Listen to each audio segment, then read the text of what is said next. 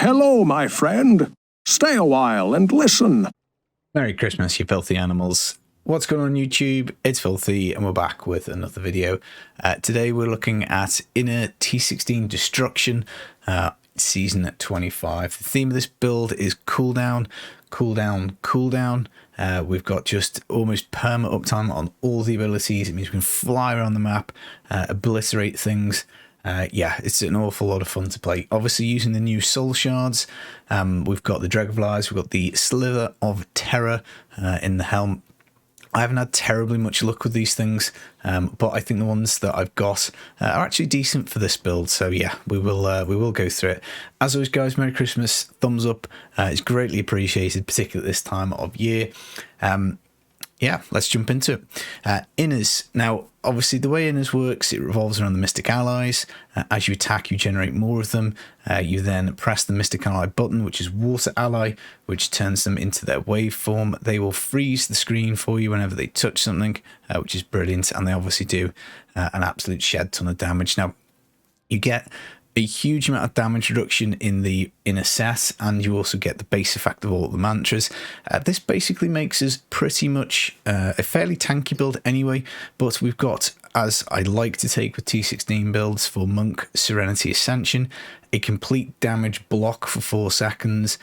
Again, with the ludicrous amount of cooldown in this build, we can pretty much just keep spamming this. So even though you'll note we don't have a gold wrap, we don't have the belt on the character, we don't have it in the cube, we get so much toughness from the block damage.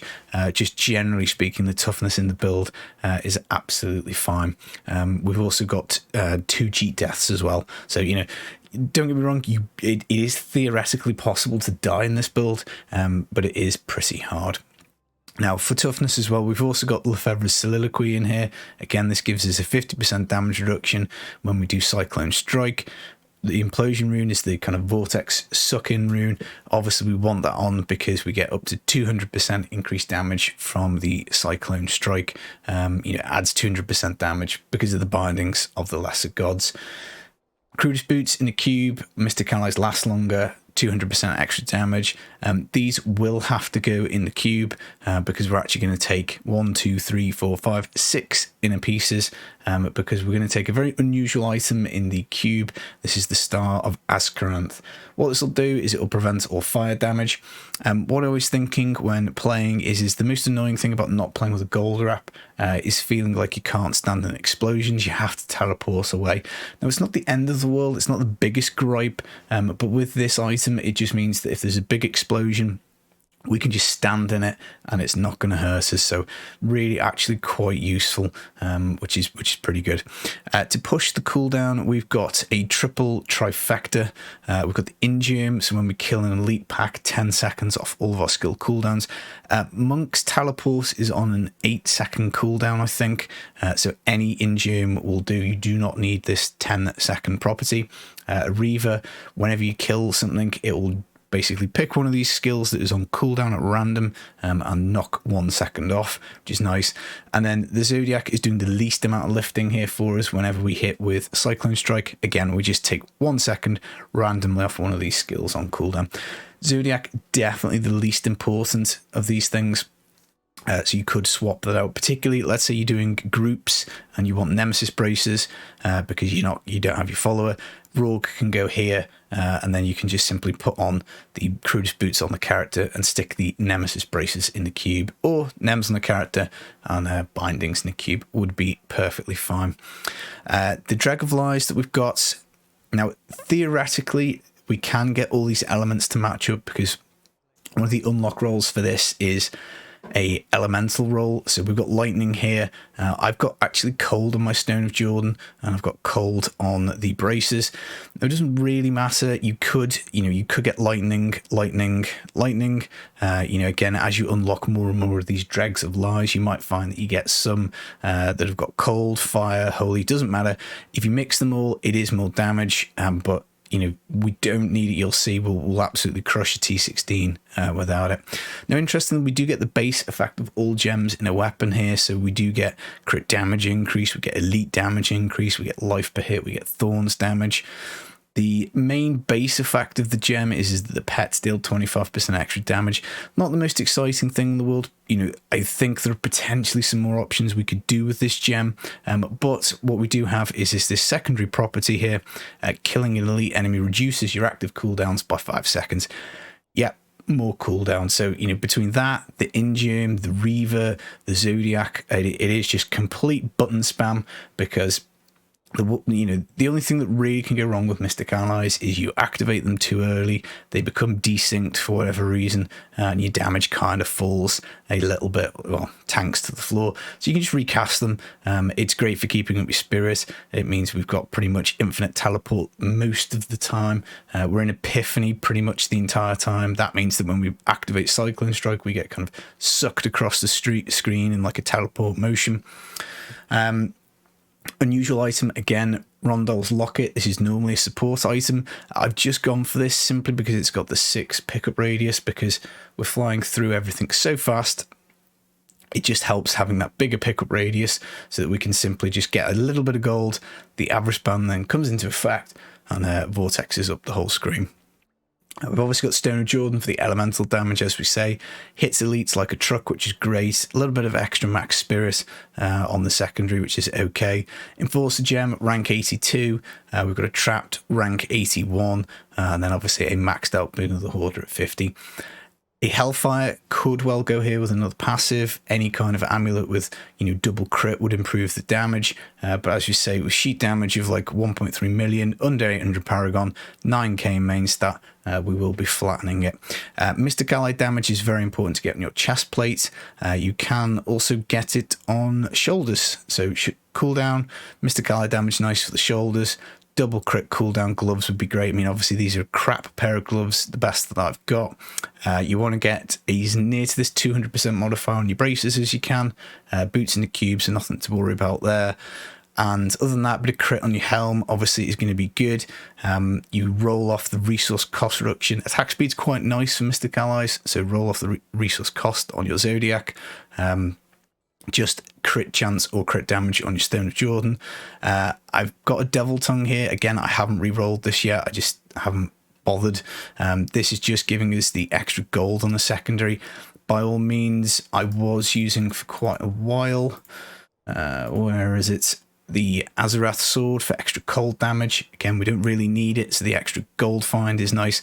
I will probably go and find some better pieces as this progresses, so more pickup radius, more gold find, just so that we can get more gold to empower those higher rifts. I think that covers the gear. Now, again, lightning-wise, you could take a Wankim Lao, actually. You know, that does have lightning damage. Again, you could squeeze more damage into this, but as I say, you shouldn't really need to. In terms of the actual skills, here they are. We've got the Mystic Ally, Water Ally, Cyclone Strike, Implosion, which we talked about. Epiphany, we're leaving Desert Shroud on for the 50% toughness. Again, just in case we're not blocking damage with Serenity Ascension. This, Lefebvre's, the inner set, obviously, is just helping us, not take enough damage to proc our cheat death. Obviously, the follower's got cheat death anyway, so trust me, you'll be absolutely fine. Teleport with the blinding speed, the 40% dodge chance, because again, we're spamming this. Dodging means we'll avoid a lot of incoming damage, which is great. And then Mantra of Conviction, Annihilation, just to keep our move speed up, so that if we're not imp for teleporting, but we do kill stuff, we do get a move speed bonus. Beacon Vitar for cooldown, Seize Initiative for super high attack speed, Fleet-footed, 10% move speed, not brilliant, but we're just trying to make this a little bit punchier. If you feel you're struggling for toughness, which you shouldn't, you could take Resolve for a bit of damage reduction. Other than that, we can take Unity for a bit more damage. That's quite a good one. Momentum would give us a bit more damage. Harmony would give us a bit more all res. So let's say you do decide to go the Hellfire route, then picking up another one of those passives would be nice. Exalted Soul, you probably won't need it. Or the Guardian's Path would also be a good one, because that would give us an even bigger chance of dodging, which is pretty good.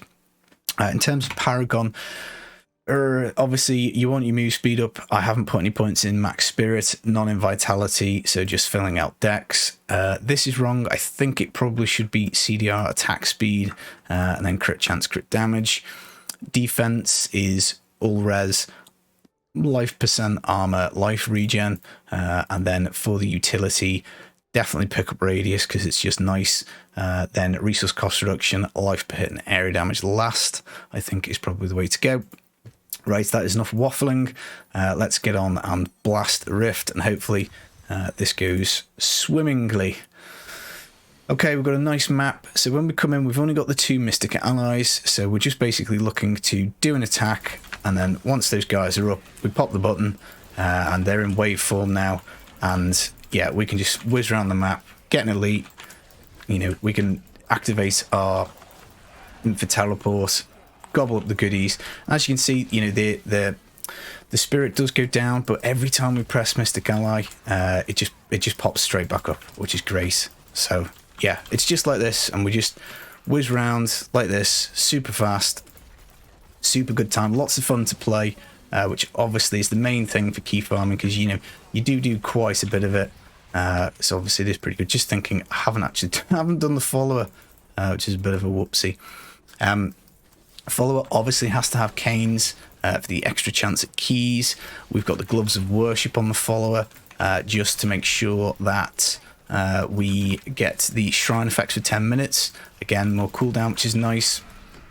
We don't need the invulnerability token because the enforcer gem will keep our enchantress alive for us. So even though she doesn't have the immortality token, she is absolutely set, which is, you know, just lovely. It's nice to be able to not have to do that, and get all of her skills. So we get more cooldown, we get more elemental damage, we get a bit more damage in general, I think.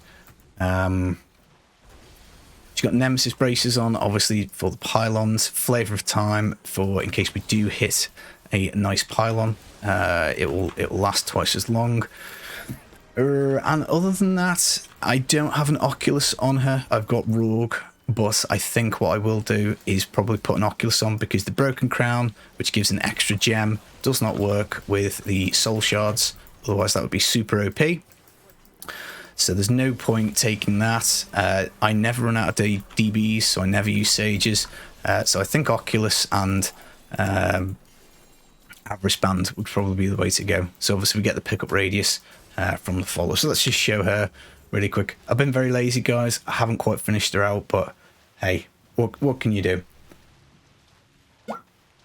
If you do want to reroll any of the main stat, you can just simply make an intelligence character and craft your canes on there. Any of this stuff, I probably should make an intelligence character and reroll the main stat from this stuff.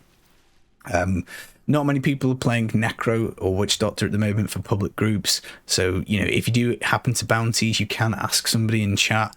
They might be good enough to give you some, which would be good. Ideally, you want her intelligence at 25k, so I've got quite a bit of way to go. But as you can see, we've just flattened that T16 very fast, and it's, you know, this isn't finished. It's not perfected. You know, you'd have max rank gems, and as I say, we're probably looking to lose the Rogue, put a canes here on her, and then yeah, homing pads are quite good. We can teleport and not be interrupted, which is gravy. And other than that, guys, it's just so super quick for keys, an awful lot of fun. It'd be interesting to see how many we could do in an hour with this. I reckon it would be pretty good. Obviously, you can use this exact same spec for bounties. Obviously, just bear in mind, you lose whatever the follower has, so you would lose the Avarice Band. So for bounties, what I probably would do is take the Avarice Band and put it here instead of the Zodiac, because you may as well get some gold whilst you're doing bounties. Other than that, obviously the Flavor of Time isn't going to do you anything, but there's no other better option anyway. So yeah, it probably wouldn't change terribly much for bounties, you know, because there's you know, you're not losing terribly much. Gloves of Worship, you know, is pretty much the only thing. Cool. Right. Well, I'm going to go blast this. I'm going to do some more keys. It's going to be interesting to see if we can come up with some better combos or some more interesting combos with the weapon. But yeah, I think gold fine pickup radius is probably where I'm headed. We don't really need any more damage. So again, maybe there's a utility ring we can take here instead of Stone of Jordan and just make things even more super duper incredibly fast. That's the video, guys. Merry Christmas. Hope you're enjoying season 25. I've been the Filthy Casual. See you later. Peace.